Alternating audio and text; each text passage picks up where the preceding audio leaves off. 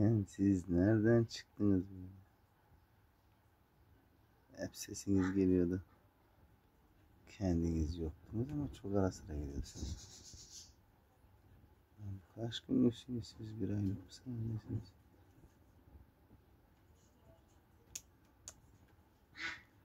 Şşt. Kediler.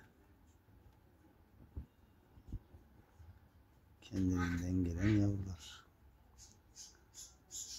Nereye yuva yapmışlar. Buradan nasıl geçiyorlar? Yarın bir gün büyüdüğünüz oradan nasıl geçeceğiniz? Önce küçücük. Geçtiğiniz yer. Şuna ya.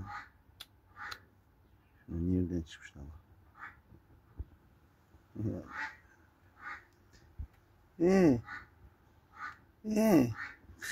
Falan mı yapmaya çalışıyorum? Ne yapıyorsun sen?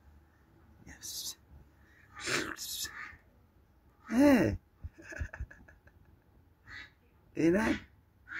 O ne? Savunma hareketi mi?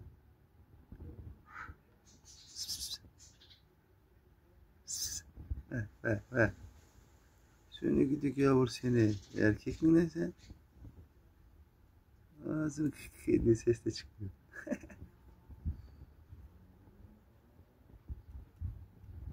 Siz daha yeni mi yürümeye başlamışsınız? Bu tipiniz ne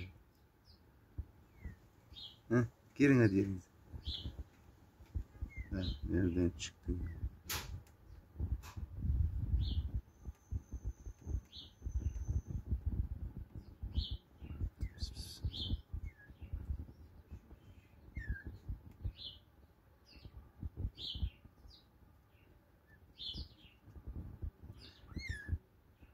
Nereden çıkıyor bak. Nereden çıkıyor gavur.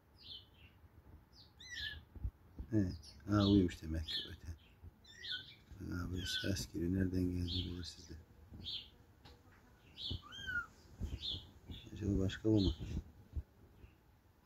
Şimdi de 2 tane gibi.